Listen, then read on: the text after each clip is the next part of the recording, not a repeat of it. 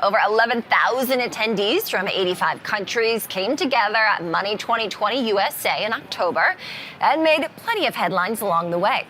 Well, DriveWealth, a brokerage-as-a-service company, announced a new partnership with consumer platform OnePay, and its COO spoke about how it ties into DriveWealth's larger mission. Let's take a look. We've, at DriveWealth, we've been focused 100% on our core mission, which is breaking barriers and expanding access. So every announcement in 2025 just reflect those two goals. As an example, we just announced the leading consumer tech, app, OnePay, just added us for investing on their platform. We also signed with BTC Turk, which is Turkey's most trusted crypto platform. And users of these platforms now can seamlessly access US markets without a lot of friction. Just sign up, do your KYC, and you're able to now access US markets. With respect to expanding access,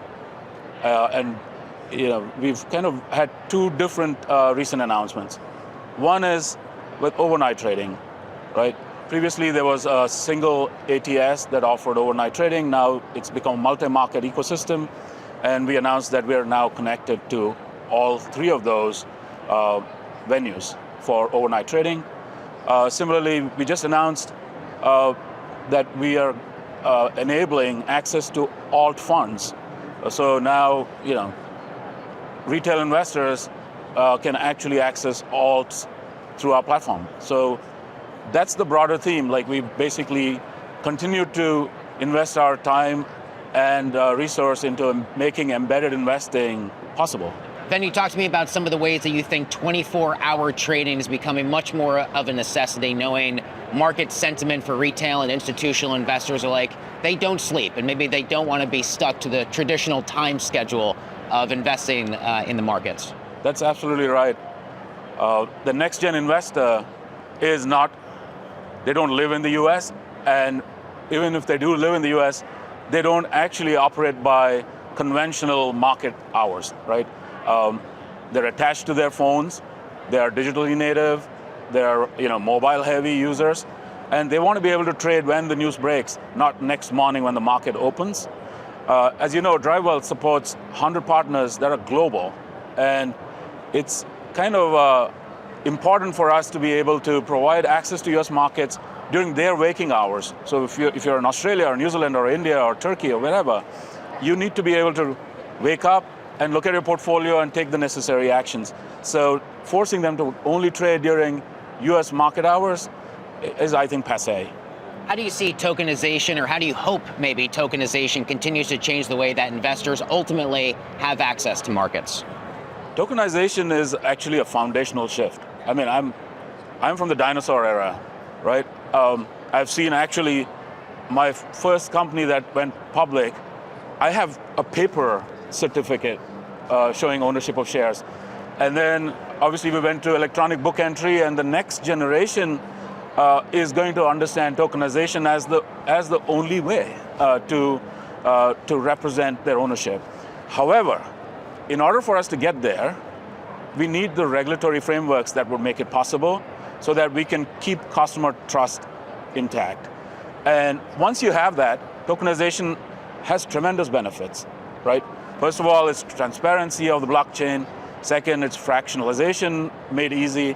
And thirdly, you can actually do stuff with your tokens, whether it's P2P or perhaps it's collateralizing your tokens. The possibilities are limitless. However, we need to build the right framework for it. There's a really interesting debate happening, I think, throughout the financial markets about the impact of artificial intelligence, right? Will it encourage efficient, long-term investing behavior? Will it issue in this era that you and I are discussing of more 24-hour trading? How do you view that playing out? Is it a little bit of both? I think it's a bit of both. AI is another foundational shift that we are witnessing. So, we do some really unsexy work at DriveWealth, right? We are where rubber hits the road. So there are so many aspects of what we do that can benefit from AI in invisible ways. And how they actually impact the investor is how we present all of the things that the investor needs to make smart decisions, right? So I call it the prism, right? How we deliver prices. There's so much pricing information to process, and these are signals that impact your investment. So AI can be useful there. Ratings, right? Analyst ratings. How do you actually parse through that? AI helps. Insights. How do you draw insights from all of the news that's breaking around you? That's not directly related to the investment that you hold, but in some correlated asset. So that's insights. Then you have sentiment, and then you have macros. So that's the prism. I think AI actually it impacts each of those 5 attributes. And if you're a next generation investor, you need to be smart about how you use AI, and then you could you could actually improve your returns. For whatever it's worth, I happen to think DriveWealth's work is very sexy in the modern banking era. For whatever it's worth, you and I are having this conversation. We're pushing into Q4 for the year here. I wonder, talk to me about your outlook, your guidance for emerging trends and new technologies that you're on the lookout for as it pertains to the everyday investor for 2026. I think 26 is going to be one of those years that I think it's once in a generation. The regulatory tailwinds are tremendous. My former boss, Paul Atkins, is intentional, and he wants to bring about changes in the rules that haven't happened in 20, 30 years now, right? So what do we look out for? One of the big trends is financial supermarket apps. Now, the same digital native user now wants to not just access investments, they want to access other asset classes, like prediction markets, for example. So how do we bring that seamless 3-click access to a variety of asset classes by doing one KYC? That's a big trend in 2026. Stablecoin is another big trend. Fiat rails is how settlements occurred over the last 2 or 3 generations, right? Like, how do we go from fiat banking rails to stablecoin rails? There's going to be regulatory clarity, and I think interoperability is going to be something we will be looking out for. And then ultimately, how regulation ensures customer trust is never broken.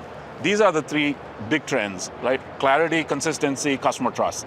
If we can protect all those 3 and then create this financial supermarket app, I think users will benefit, and 26 is going to be a milestone.